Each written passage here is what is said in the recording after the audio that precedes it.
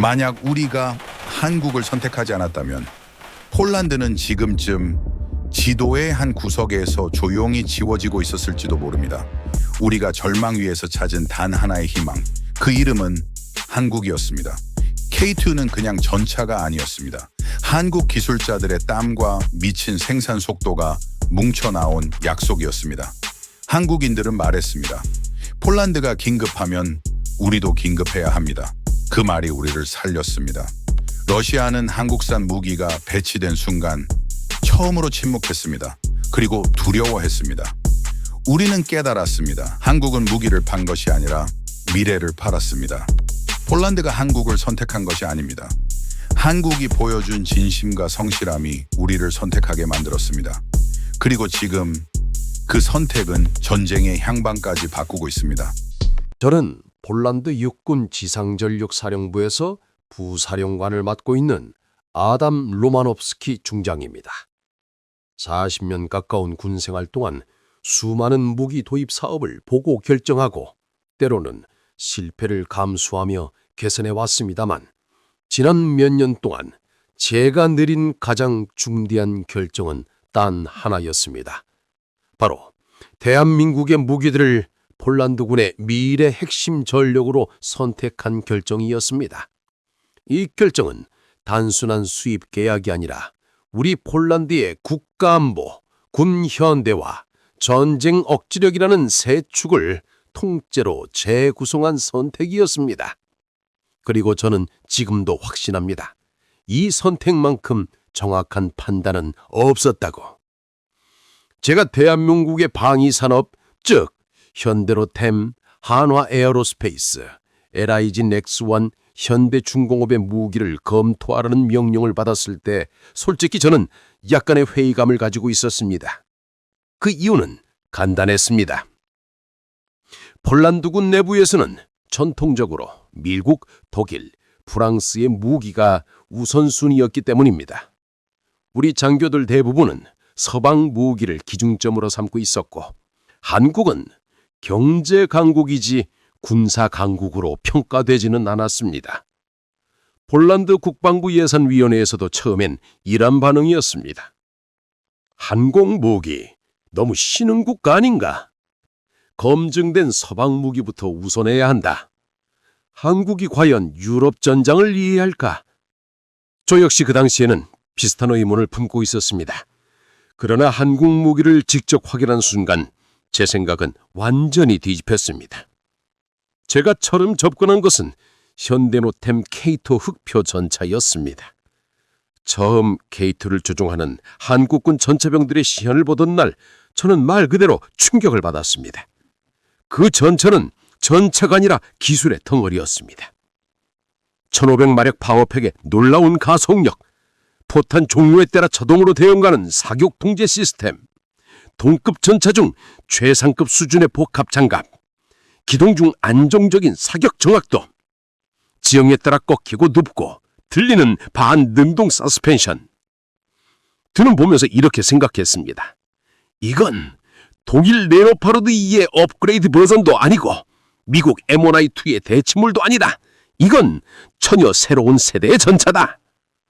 그 순간 저는 잠시도 망설이지 않았습니다.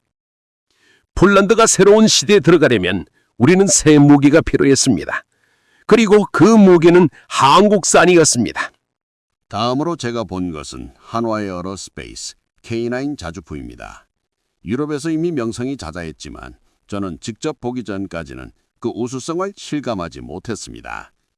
K9은 말 그대로 포병의 개념을 다시 쓰는 무기였습니다. 사격 후 30초 이내에 이탈하는 샷 앤 스쿠트 능력, 40km 이상을 정확히 타격하는 장사거리, 혹독한 겨울 환경에서도 끄떡없는 시스템 안정성, 유지보수의 편의성, 자동화된 장전 시스템. 저는 보고서에도 이렇게 적었습니다. 폴란드가 K9을 도입한다면 동부전선 포병력을 20년 앞당기는 효과가 있을 것이다. 그리고 마지막으로 천무, 현무 MLRS를 보았을 때 저는 거의 숨을 삼켰습니다. 40km, 80km, 160km, 290km급 탄도들을 선택해 운용할 수 있다는 유연성은 폴란드가 가진 그 어떤 무기보다 더 전술적 가치가 컸습니다. 폴란드 국방부 내부에서는 이 무기를 일컬어 유로판 하이마스의 한국식 대체자라고 부르고 있지만 제 개인적인 의견으로는 천문은 하이마스를 넘어서 있는 무기였습니다. 솔직히 말해 아무리 좋아도 제때 못 받으면 의미 없는 무기가 많습니다. 폴란드는 러시아와의 전쟁 위협이 실시간으로 코앞까지 밀려오는 상황이었습니다.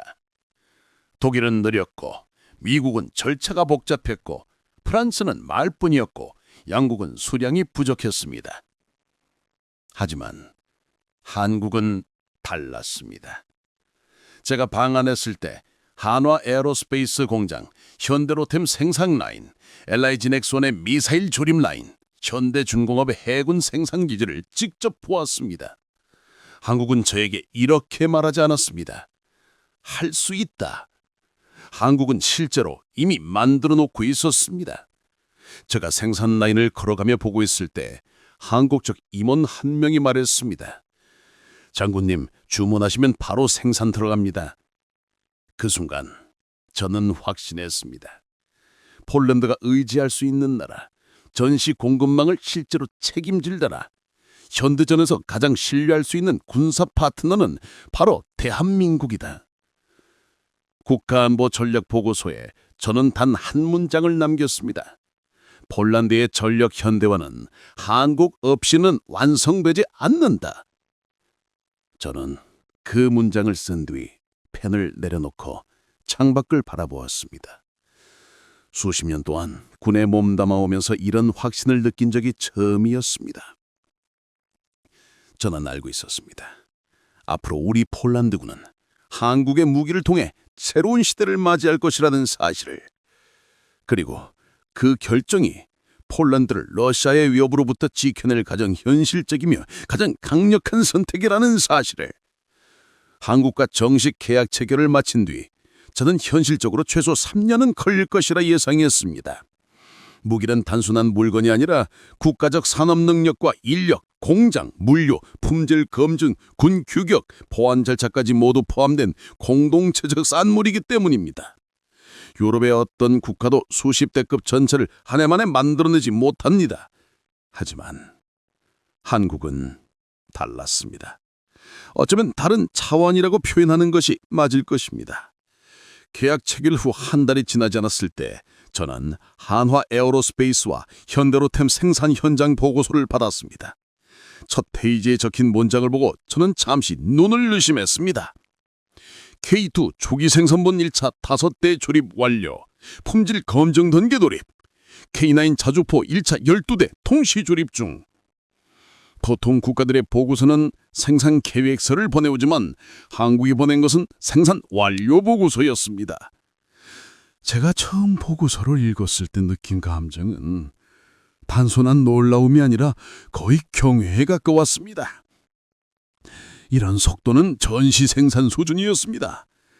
그런데 한국은 전시에 있지 않았습니다. 그럼에도 한국은 마치 이미 유럽 전장에서 총성이 울리는 것을 몸으로 느끼는 것처럼 우리보다 먼저 움직였습니다. 폴란드 국방부 대표단이 한국으로 다시 방문했을 때 저는 현대로템의 K2 생산 라인을 직접 보았습니다. 기계음, 용접 불꽃, 자동화 로봇 팔들이 정확히 움직이는 모습은 그 자체로 하나의 장대한 기계 교양곡이었습니다. 그리고 저는 한국 측 직원의 설명을 들었습니다. 전차 자체와 포탑 조립 라인이 3교대 체계로 운영되고 있습니다. 폴란드 수출부는 우선 배정 상태입니다. 저는 그 순간 모든 것이 이해되었습니다. 한국은 단지 우리를 고객으로 대하는 것이 아니라 폴란드를 동맹처럼 대하고 있었습니다. 현대 로템 직원들은 투입되는 강판의 열처리 온도와 도색 도료에 대해 환경성을 숫자 단위로 설명했습니다. 모든 과정이 완벽하게 매뉴얼화되어 있었고 그 매뉴얼은 사람이 아니라 산업 전체가 움직이는 시스템에 가까웠습니다. K9 공장을 방문했을 때 저는 더 큰 충격을 받았습니다. 한화 에어로스페이스의 조립동에서는 거대한 차체가 일정한 간격으로 나란히 놓여 있었고 그 사이를 자동화 설비와 숙련된 기술자들이 분주히 움직였습니다. 저는 그곳에서 속도라는 개념을 다시 생각하게 되었습니다. 한국은 빠르게 만들되 품질은 절대로 떨어지지 않는 방식을 이미 체계화하고 있었습니다. 한화의 기술자 한 명이 이렇게 말했습니다.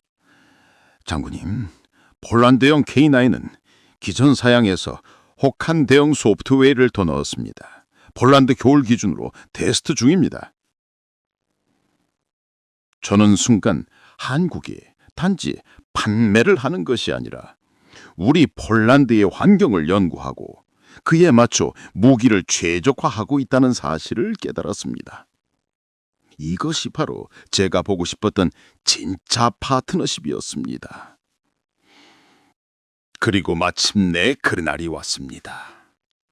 우리의 항구 그단스크에 거대한 화물선이 들어왔을 때 저는 그곳에 직접 서 있었습니다. 현대중공업이 계약한 수송선에는 K2 전차, K9 자주포, 지원 차량들이 줄지어 실려 있었습니다. 탑승 램프가 열리고 한국산 전타들이 정렬된 모습이 드러났을 때 우리 장교들은 말없이 그 광경을 바라보았습니다. 이것은 단순히 무기 인수가 아니라 폴란드가 새 시대를 맞이하는 순간이었습니다. K2가 내륙으로 이동하자 한국의 기술진들은 즉시 주변에서 점검을 시작했습니다. 모든 절차가 옛날 유럽식 작업 방식과는 달랐습니다. 먼저 전자계통을 점검하고 그 다음 지형에 맞춘 서스펜션 보정을 하고 마지막으로 전차병들이 탑승해 즉시 훈련. 속도가 빨랐지만 결코 혼란스럽지 않았습니다. 정확하고 군더더기 없는 움직임, 이것이 바로 한국식이었습니다. 폴란드 전차병들이 K2를 처음 시동 걸었을 때 저는 그들의 표정을 보았습니다. 그들은 놀랐습니다. 전차가 너무 조용했습니다. 그리고 너무 부드럽게 움직였습니다. 한 장교가 속삭였습니다. 이건 독일 전차보다 더 현대적인데요. 또 다른 장교가 말했습니다. 이 속도면 러시아 전차는 따라오지도 못할 겁니다. 저는 말없이 고개를 끄덕였습니다. 그 말이 진실임을 알고 있었기 때문입니다. K9 자주포를 본 보병 장교들의 반응도 비슷했습니다. 어떻게 이런 속도에 재장전이 가능합니까? 포신 열감지 센서가 자동으로 조절된다고요. 사격 후 이탈 속도가 믿기지 않습니다. 모든 부대에서 감탄이 쏟아졌습니다. 처음에는 항공무기에 회의적이던 장교들조차 눈앞에서 돌아가는 기계와 시스템을 보고 완전히 생각이 바뀌었습니다. 한국은 속도가 아니라 전시에 대응하는 국가적 시스템을 갖추고 있었습니다. 정치, 군, 산업, 기업, 기술, 공장, 물류 모든 것이 하나로 움직이고 있었습니다. 그리고 그 속에 현대로템, 한화 에어로스페이스, LIG 넥스원, 현대중공업이라는 기업들이 있었고 그 기업들의 기술력과 정밀함은 제가 살아온 군 경력 전체를 다시 생각하게 만들 정도였습니다.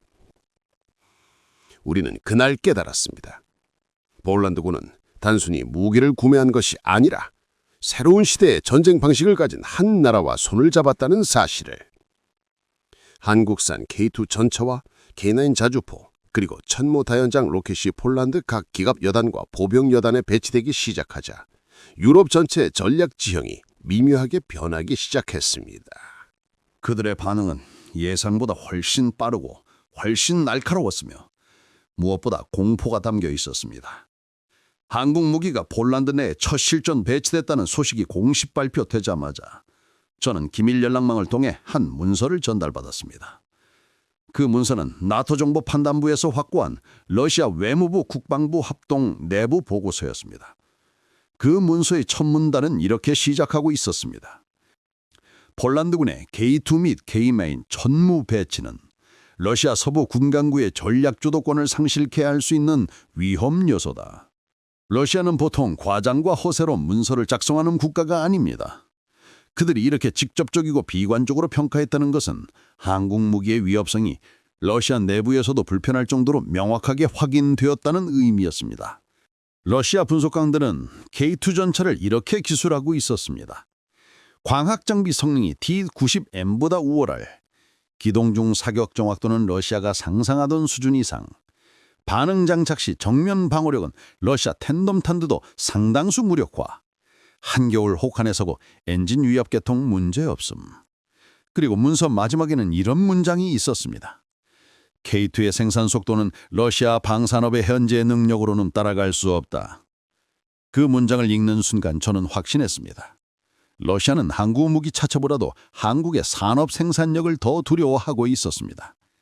폴란드에 배치되는 속도, 규모, 유지 보수 능력, 이 모든 것이 러시아 전체 전략을 무력화할 수 있는 변수였습니다. 러시아의 K9 분석은 더 솔직했습니다. 사거리 우위, 신속한 위치 전환 능력 때문에 기존 러시아 반격포를 무용지물로 만듦, 기상 조건 영향 최소화, 유럽 보병 중 가장 높은 가동률 예상. 그리고 이렇게 적혀 있었습니다. 폴란드가 K9을 200문 이상 보유하게 될 경우 러시아 서부 군간구의 기동 전술은 의미를 잃는다. 러시아는 언제나 보병 중심의 화력 우위를 바탕으로 유럽과의 전쟁 대비 계획을 세워왔습니다. 그러나 K9은 그들의 화력 개념 전체를 뒤흔들고 있었습니다. K9은 단순히 강한 자주포가 아니라 러시아식 화력 운용 방식 자체를 무력화하는 무기였습니다. 솔직히 말해서 K2나 K9보다도 더 큰 충격을 준 것은 한화 에어로스페이스의 천무 MLRS였습니다. 러시아 문서에는 이렇게 적혀 있었습니다. 천무는 히마르스보다 생산량이 많고 탄 종류가 다양하며 운용 구조가 간단하다. 즉, 폴란드가 천무를 대량 배치한 것은 러시아로서는 재앙적이다. 그리고 이런 표현도 있었습니다. 폴란드는 한국을 통해 사실상 미사일 공작을 확보한 셈이다. 여기서 러시아가 느낀 공포의 정체가 드러났습니다. 한국 무기는 단순히 강한 것이 아니라 전시에 빠르게 대량으로 공급될 수 있는 구조를 갖고 있다는 점, 러시아가 가장 경계하는 부분이 바로 이 점이었습니다. 러시아는 폴란드가 우크라이나에 천무탄도를 제공하면 전선의 균형이 완전히 붕괴될 수 있다고 판단하고 있었습니다. 나토 외교 채널을 통해 러시아가 폴란드에 보낸 메시지가 전달되었습니다. 근 문구는 차갑고 직설적이었습니다. 폴란드는 우크라이나에 한국산 무기를 제공하지 말라. 그럴 경우 러시아는 즉각적이고 중대한 대응에 나설 것이다. 저는 그 문장을 읽으며 깊은 숨을 내쉬었습니다. 러시아는 분명히 두려워하고 있었습니다. 그들이 이렇게 노골적으로 경고 메시지를 보내는 것은 매우 이례적인 일이었습니다. 러시아는 스스로를 강국처럼 보이려고 하지만 정작 그들의 문서와 메시지 어디에도 그들이 자신감을 갖고 있다는 흔적은 없었습니다. 그들은 진심으로 두려워하고 있었습니다. 두려움의 대상은 바로 폴란드가 아니라 한국이었습니다. 며칠 뒤 나토 정보국은 러시아 GRU 군사첩보국이 자청한 비공식 문서를 추가 확보했습니다. 그 문서에는 다음과 같은 문장이 있었습니다. 한국은 전시에 전환할 경우 하루에 천무 로켓 수백 발을 생산할 수 있는 산업 능력을 갖추고 있다. 한국의 국방산업 기업들은 민간 산업 기반을 공유하고 있어 생산 속도를 예측할 수 없다. 폴란드는 한국을 통해 러시아가 두려워하는 유형의 전쟁 수행 능력을 얻고 있다. 저는 그 문서를 반복해서 읽었습니다. 폴란드군이 이렇게까지 강한 평가를 받은 적은 없었습니다. 폴란드가 두려움의 대상이 되는 현실은 낯설면서도 벅찼습니다. 러시아는 폴란드를 두려워하는 것이 아니라 폴란드의 뒤에 있는 대한민국의 기술력과 속도, 그리고 공급 능력을 두려워하고 있었습니다.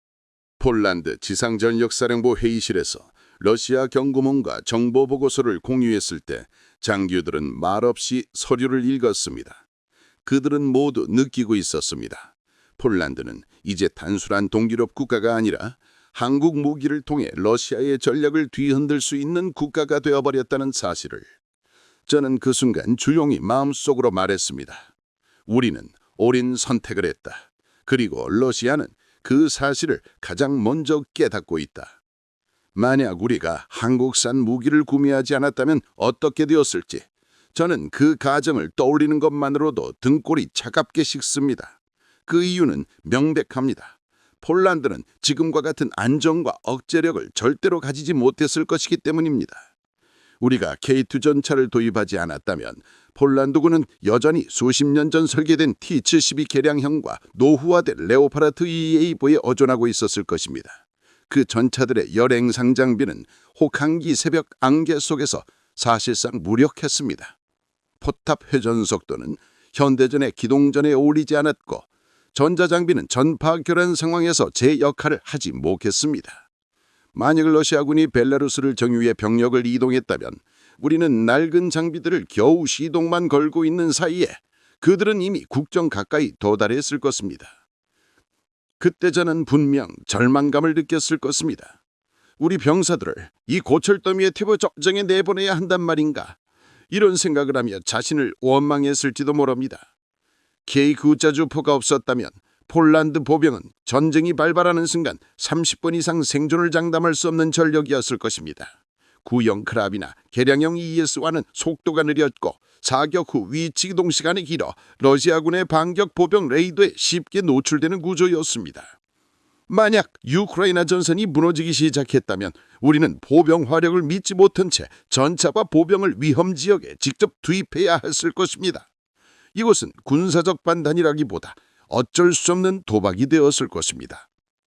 전쟁이 실제로 발발했다면 폴란드의 전선은 5일도 버티기 어려웠을 가능성이 큽니다. 한국산 천무다연장 로켓을 우리는 절대 과소평가하지 않습니다. 그것은 단순한 화력 전개 수단이 아니라 러시아에게 넘지 말아야 할 선을 보여주는 억제 수단이기 때문입니다. 하지만 우리가 전무를 도입하지 않았다면 러시아군은 폴란드 국경으로 향하는 병참선을 아무런 두려움 없이 이동했을 것입니다. 전무의 장거리 타격 능력이 없었다면 러시아는 다음과 같은 계산을 했을 것입니다. 폴란드의 장거리 공격 능력 없음, 병참선 타격 위험 없음, 대규모 병력 이동 가능, 우크라이나 전선과 폴란드를 동시에 압박 가능. 이 계산은 폴란드를 전쟁 초기에 압도하기 위한 블라디미르 푸틴의 주요 전략이 되었을 가능성이 매우 높습니다. 그 결과 폴란드는 전쟁의 그림자에 눌려 국가적 선택권을 잃고 말았을 것입니다. 한국 무기 도입 후 러시아는 우리에게 공식적, 비공식적 경고 메시지를 여러 차례 보냈습니다. 하지만 K2, K9, 천무가 없었다면 러시아의 경고는 협박을 넘어 명령에 가까운 수준이 되었을 것입니다. 러시아는 분명히 이런 압력을 가했을 것입니다. 우크라이나에 대한 군사 지원 중단, 나토 동부전선 강화 거부, 폴란드 국경 인근 러시아군 배치 증강, 에너지 공급 조절을 통한 압박. 우리는 이를 거부할 국방적 근거가 없었기 때문에 국익을 심각하게 손상당한 채 침묵해야 했을 가능성이 큽니다. 국제정치는 냉혹합니다. 힘이 없는 국가는 목소리를 낼 수 없습니다. 한국산 무기 도입이 없었다면 우리는 미국과 독일의 장비가 생산되기를 3년에서 7년 기다려야만 했습니다. 전쟁은 지금 일어나고 있는데 전차는 2028년에나 도착한다는 말은 전장에서 목숨을 걸고 있는 병사들에게는 아무 의미 없는 말입니다. 한국은 달랐습니다. 즉시 인도할 수 있는 재고가 있었고 생산 라인을 단기간에 확보할 수 있었고 전시국가 수준의 대응 능력을 갖추고 있었습니다. 만약 한국산 무기를 도입하지 않았다면 러시아는 우리를 억제할 이유가 없었을 것입니다. 그들의 판단은 단순했을 것입니다. 폴란드는 실질적인 전력이 없다. 상황이 비루해지면 압박해도 된다. 그 결과 다음과 같은 상황이 벌어질 수 있었습니다.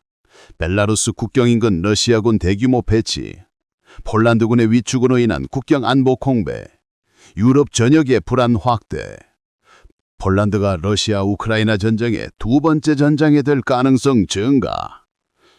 우리는 살아남기 위해 전선에서 매일같이 죽어나가는 젊은 군인들을 보며 국가의 운명을 원망했을지도 모릅니다. 저 아담 로마노프스키 중장은 단언합니다. 한국산 무기가 없었다면 폴란드는 지금의 폴란드가 아닙니다. K2는 우리 전차전의 중충입니다. K9은 우리 포병의 심장입니다. 천문은 러시아가 넘지 못할 보이지 않는 벽입니다.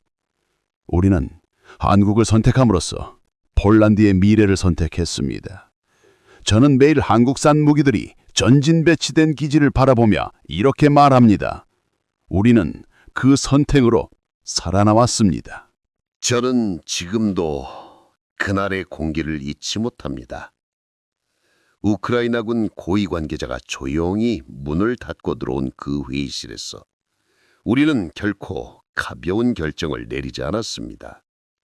그들은 절박했습니다. 그리고 우리도 그들의 절박함을 잘 알고 있었습니다. 그러나 저는 그 자리에서 결국 이렇게 결론 지었습니다. 우리는 한국산 무기를 기원할 수 없습니다. 이 말은 제 군생활 중 가장 무거웠던 순간이었습니다. 그 이유는 세 가지였습니다. 그것은 단순한 외교적 조치가 아니라 폴란드라는 국가의 생존과 미래 전략에 관련된 문제였기 때문입니다. 전쟁 발발 직후 폴란드군의 전력은 생각보다 위험하게 비어 있었습니다. K2, K9, 천무, K239, 우리가 한국으로부터 들여온 무기들은 단순한 전력 증강이 아니었습니다. 그것은 폴란드가 러시아를 견제하며 버틸 수 있는 숨구멍, 즉 국가 존립의 최소 조건이었습니다. 우크라이나 군이 요청한 물량은 우리 전선의 최소 유지 단위 중 일부와 정확히 겹쳤습니다. 그 물량을 넘기면 폴란드 동부 전선의 역제력은 절반 이하로 떨어질 위험이 있었습니다. 저는 그 상황을 냉정하게 계산했습니다. 우크라이나는 한국산 무기 300기 이상을 요구했습니다. 그러나 폴란드가 보유한 초기 전력은 갓 배치된 상태였습니다. 지원 시 폴란드의 역지력은 최소 30% 하락했습니다. 이는 우리 장군단에게 있어 국가를 걸고 할 수 있는 도박이 아니었습니다. 우리는 우크라이나를 돕고 싶었습니다. 그러나 그 선택은 폴란드 스스로의 안전을 포기하는 행위가 되었습니다.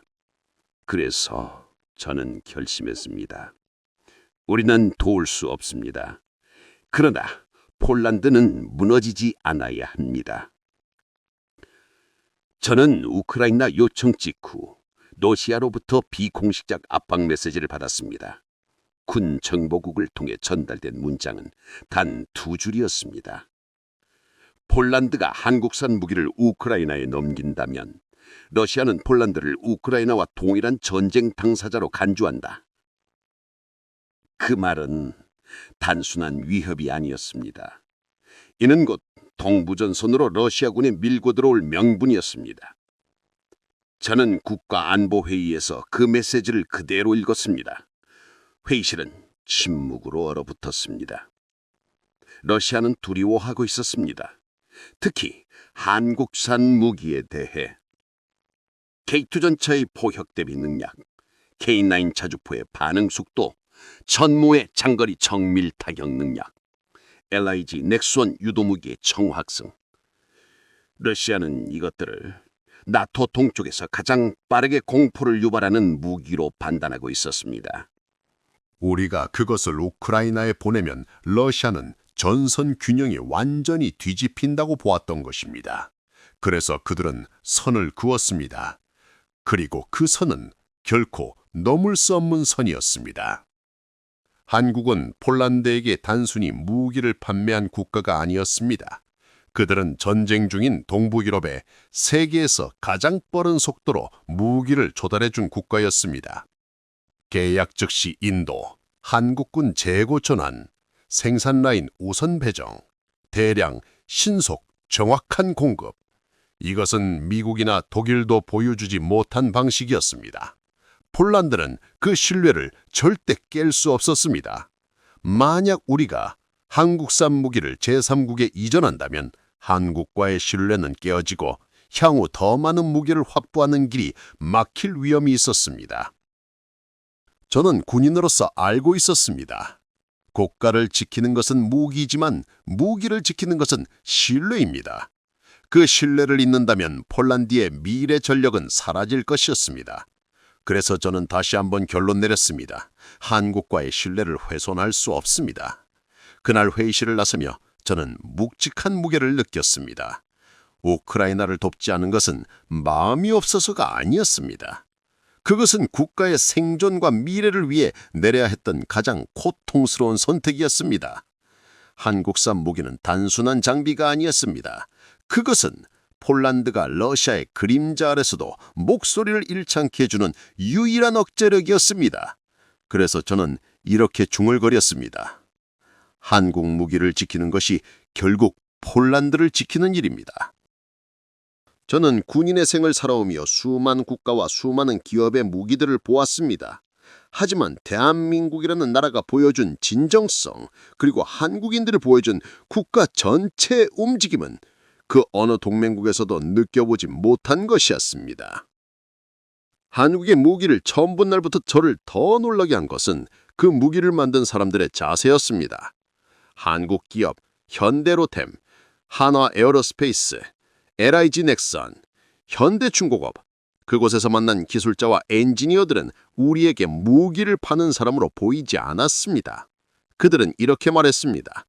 장군님, 폴란드가 쓰게 될 무기이니 한국군이 쓰는 기준 그대로 만들겠습니다. 그 말은 과장이 아니라 사실이었습니다. 저는 그것을 현장에서 직접 확인했습니다. 저는 한국 공장을 방문했을 때 한 가지 충격적인 장면을 기억합니다. 늦은 밤이었는데 생산 라인은 멈춰 있지 않았습니다. 한 기술자는 저에게 이렇게 말했습니다. 장군님 나라가 급하다고 들었습니다. 그래서 저희도 급하게 움직여야 합니다. 그 순간 저는 깨달았습니다. 한국은 단순히 우리에게 무기를 파는 것이 아니라 폴란드의 미래를 함께 짊어지고 있는 나라라는 사실을요. 그들의 작업 방식은 빠르고 정확했습니다. 또한 약속을 지키기 위해 밤을 새우는 것을 특별한 일로 여기지 않았습니다. 그들은 그것을 의무로 그리고 자부심으로 받아들이고 있었습니다. 이런 태도를 가진 국가가 만든 무기를 우리는 신뢰할 수밖에 없었습니다. K2 전차를 처음 몰아본 우리 병사들은 말했습니다. 이건 전차가 아니라 기술의 집약체입니다. K9 자주포는 우리 포병 병사들이 평생 경험해보지 못한 속도로 반응했고, 천문은 러시아가 가장 두려워하는 무기 목록에 최상단에 올라 있었으며, 한국 유도 무기들은 우리가 상상한 이상으로 정밀했습니다. 하지만 저는 압니다. 이 능력은 단순한 기술이 아니라 그 기술을 대하는 한국인들의 태도가 만든 결과라는 것을요. 한국인들은 무기를 팔기 위해 만드는 것이 아니라 지켜야 할 가치가 있으니까 만들고 있었습니다. 그리고 그 가치가 폴란드와 연결되기 시작했을 때 우리는 최고의 동맹을 얻게 된 것입니다. 우리는 한국산 무기를 통해 정치적 목소리를 되찾았습니다. 러시아의 위협에 흔들리지 않을 확실한 억제력을 얻었습니다. 그리고 무엇보다 한국이라는 나라가 보여준 진심함과 속도와 진심을 통해 우리는 다시 한번 깨달았습니다. 강한 무기는 기술이 아니라 사람에서 나온다. 한국의 무기는 세계에서 가장 빠르게 배치되었고 한국의 사람들은 세계에서 가장 진지하게 약속을 지켰습니다. 폴란드는 그 신뢰를 절대로 잊지 않을 것입니다. 저 로마노프스 기중장은 이렇게 말하고 싶습니다. 우리는 한국을 선택한 것이 아니라 한국이 보여준 진실함과 성실함을 선택했습니다. 그리고 그 선택은 옳았습니다. 그 선택 덕분에 폴란드는 오늘도 버티고 있습니다. 우리 군은 다시 당당해졌습니다. 국가의 동부전선은 단단합니다. 한국무기는 우리에게 무기를 넘어 한 국가의 약속을 가져다 주었습니다. 그리고 저는 매일같이 그 약속을 떠올며 한국의 이름을 마음속에 새깁니다. 폴란드는 한국에게 진심으로 감사하고 있습니다.